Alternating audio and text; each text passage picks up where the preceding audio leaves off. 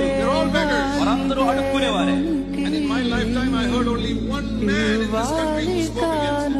నేను నా జీవిత కాలంలో ఈ దేశంలో నుంచి ఒక్క వ్యక్తి ఈ డబ్బు అడుక్కోవడం నుంచి వ్యతిరేకంగా మాట్లాడాడు. That was a man who lived here in Hyderabad called Brother Bhakt Singh. ఆ వ్యక్తి ఈ హైదరాబాద్ లో నివసించాడు. మరెవరో కాదు, సోదరుడు Bakht Singh. He was the only man who had the courage to say these are all beggars.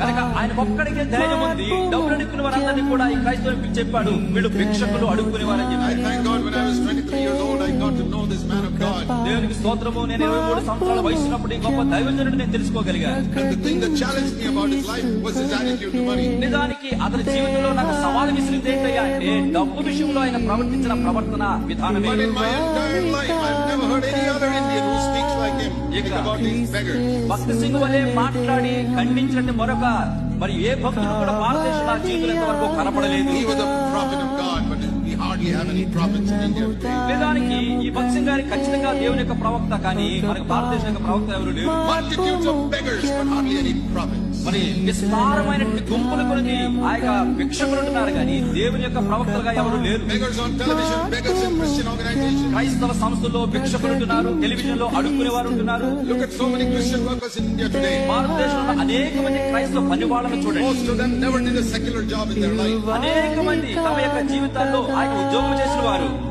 క్రీస్తు సువలే దేహం